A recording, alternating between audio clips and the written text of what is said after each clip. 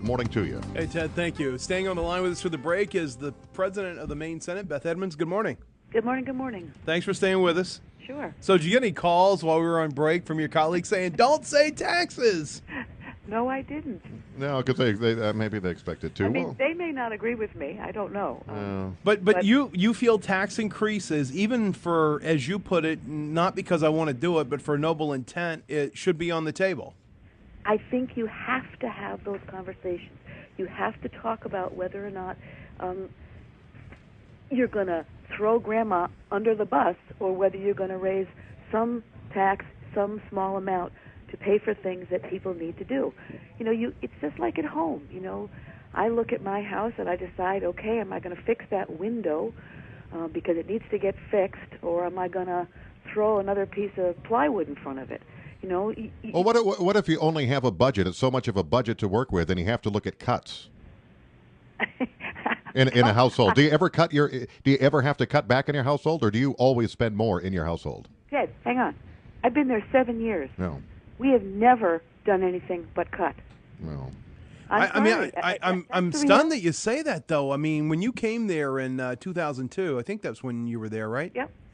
The budget was like $5.3 billion, and now it's like $6.5 billion. I mean, I realize I went to public school, but that's a $1.2 billion increase. I think I've said this to you 3 times this morning. Adjusted for inflation, this past budget is lower than that one. But the average Maine citizen didn't get an adjusted for inflation increase in their pay, so they're getting hammered here while the government's growing.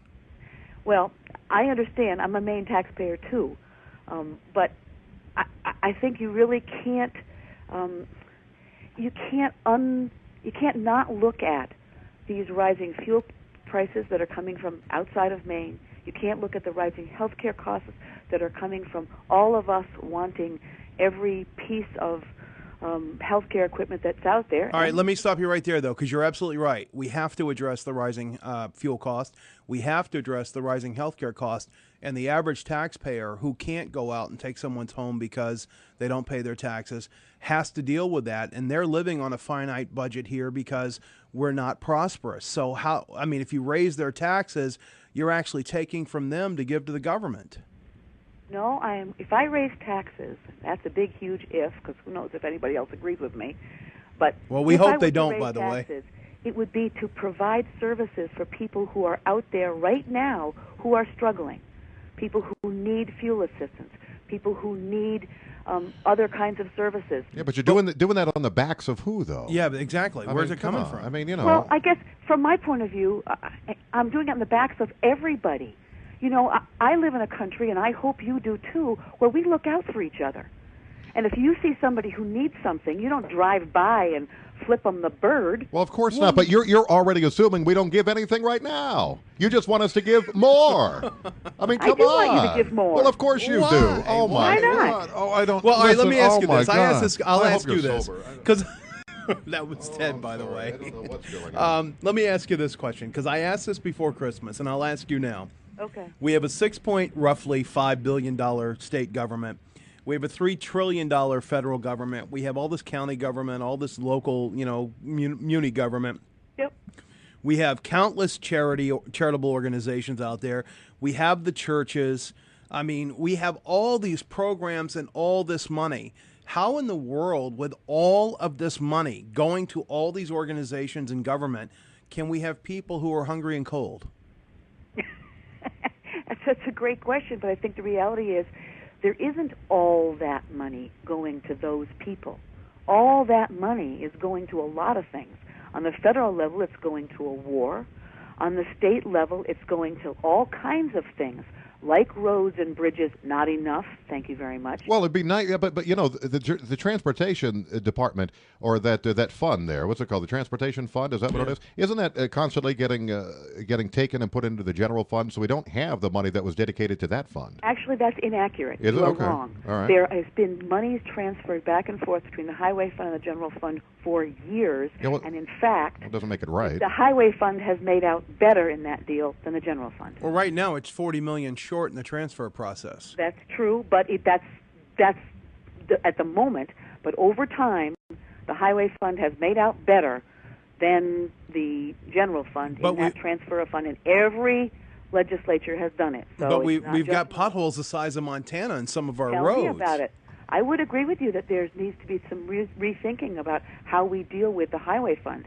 You know, there are bridge problems out there, not just in Minnesota. In Oh, Maine. no, we know. All right, so let me ask you this. Ted mentioned it earlier. I'll ask you, why not, just for the heck of it, why not have an independent agency come in and do a full accounting of government? I'm personally not suggesting that someone's done something dishonest here. I just think that we have such a behemoth here, if you will, that nobody really knows what's going on. I think the reason there's been resistance over an independent audit is you all are afraid of what you would find. Well, I don't agree with you. The reason I would resist an independent audit, we have an auditor, we have an OPEGA. How much money do you want to spend of taxpayers' dollars on an independent audit? I'd gladly spend several $1 million to get an independent audit to know exactly where we stand. To save how many And let's be millions? honest. The auditor, she's a nice lady, but she wasn't even qualified for the job when you all elected her. She didn't have the minimum requirements. Oh, It's true. that is You such know a that's true. argument. It's true, Ray, though. that is such a bogus argument. That's a totally Is it? political argument. But is it true, though? She didn't have the Yeah. minimum requirements when you all hired her. That is not true. It is true. She didn't pass the test for 6 months. You're not required to. She worked on it.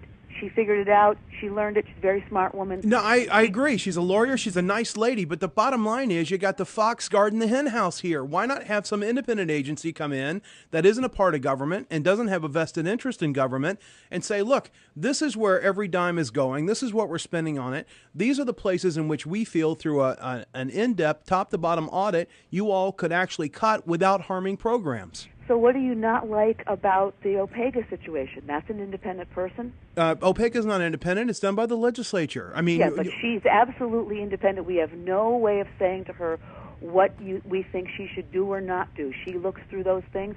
There are legislators on that thing who are both Republicans and Democrats.